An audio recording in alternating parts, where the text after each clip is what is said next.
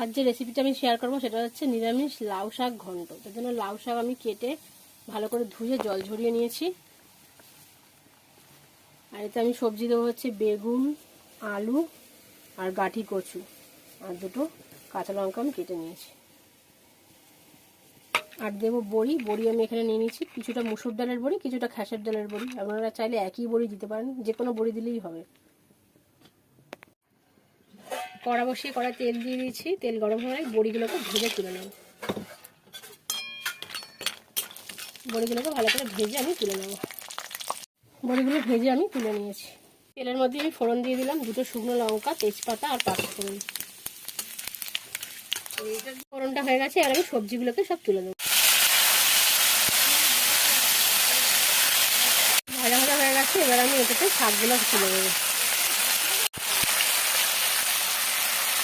গুঁড়ো মশলা দিয়েছি, লঙ্কা গুঁড়ো, হলুদ গুঁড়ো, জিরে গুঁড়ো, ধনে গুঁড়ো, আর আমি এতে দিয়ে দিলাম নুন। নুনটা আমি প্রথমে অল্প দিলাম, তারপরে লাস্টে আমি দেখে নিয়ে নুনটা দেবো।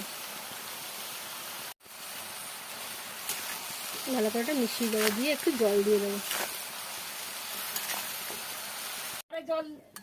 জল দিয়ে দিয়েছি, এবার সব ঢাকা দিয়ে দেবো, সব সিদ্ধ হয়ে যাবে। দিলাম, এতে দিয়ে দিলাম বড়িগুলো, একটু সিদ্ধ হতে টাইম লাগবে।